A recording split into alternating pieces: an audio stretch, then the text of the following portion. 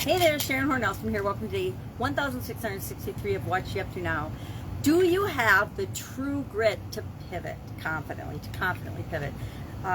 Today, for Supersize Your Business, our idiom, our confidence-related idiom to coincide with the annual challenge is true grit. True grit is, I shared 5 different characteristics of grit and true grit and how they can help you supersize and grow your business. Basically, true grit means you have true resolve, determination, strength of character, confidence, courage, things like that. It means you are going to do what you say you're going to do, and you're going to persevere when times get tough. You're going to stay strong when life happens, when you feel pain, grief, fear, uncertainty, like during the COVID pandemic. You're going to be meticulous and detail-oriented. You're going to be careful. You're going to be outstanding and extremely good, not necessarily perfect. You're going to stay the course through difficult times and achieve your long-term goals. So you're going to have a long-term goal, and you know that there's going to be ups and downs along the way to that. But just because you dip and have a couple of downtime doesn't mean you're going to throw in the towel and give up and not go after your dream, especially when it comes to building and growing your business. So we talked about that today for Supersize Business. I actually used a card from one of these decks. I think this is an Abraham Hicks deck. They don't say on them. Once I pulled them out of the deck and mixed them all up, I have a hard time referencing which one they are. So we talked about that, and then the ability to pivot without involving our conscious mind by doing it when we sleep, which I have always used for problem solving or for decision making.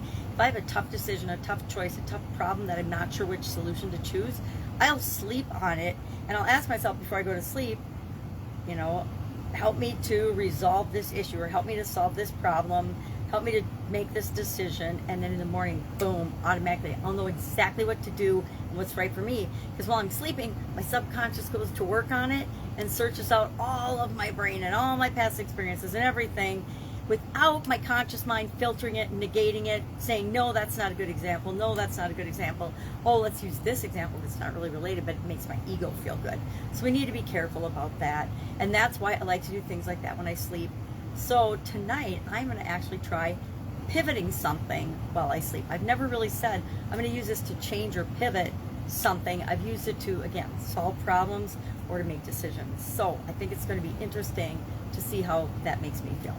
So that was our challenge for today in the BU 365-day challenge. We're working on confidence this month. And I have found, and I was going to just do a list of big events and then ask myself, was an external or an internal event, and then how much control did I have over that, and how did it impact my confidence, either positively or negatively. When I think of my divorce impacted my confidence negatively. My marriage kind of impacted my confidence negatively. COVID-19, I think more positive than negative. I personally experienced of the COVID pandemic. My sudden cardiac arrest, although it seemed super duper negative at the time because dropping dead's never a good idea, it ended up being probably one of the best things that ever happened to me in my life. Different illnesses I've had, again, when you're going through them and you're having that experience, you're like, how in the heck am I ever going to get through this? And then once you're on the other side of it, you start to see the blessings in the event. You start to see the things that you didn't have to deal with because you were sick and you had a higher priority thing that had to be attended to at the time. Then I was going to do work, being a mom, school and education, personal development, etc., and ask myself, is this an external or an internal thing? If it's an event, and then how much control do I have over it? And I found, with me personally, there's a direct correlation between my confidence and the amount of control I have over a situation. So guess what?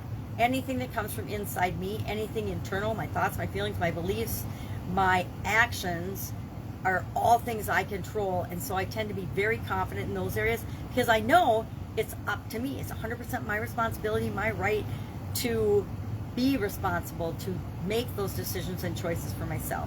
But things that are outside of my control, my divorce, pretty much outside of my control, right? When somebody wants to get a divorce, it just is what it is. COVID-19, outside almost everybody's control, right?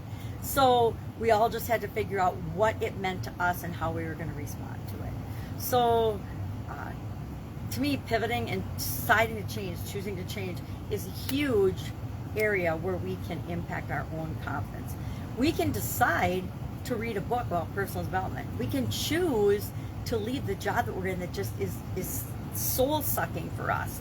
We can get out of the relationship that we know isn't right for us. Things like that. So hanging out with my granddaughter, I'm actually watching her on the monitor today. I got her to sleep so I could make my videos this morning. And still helping my mom move. So busy in addition to my usual life and things, because sometimes we have to put what we're doing on hold to help people that we love and care about. So that's what I'm doing.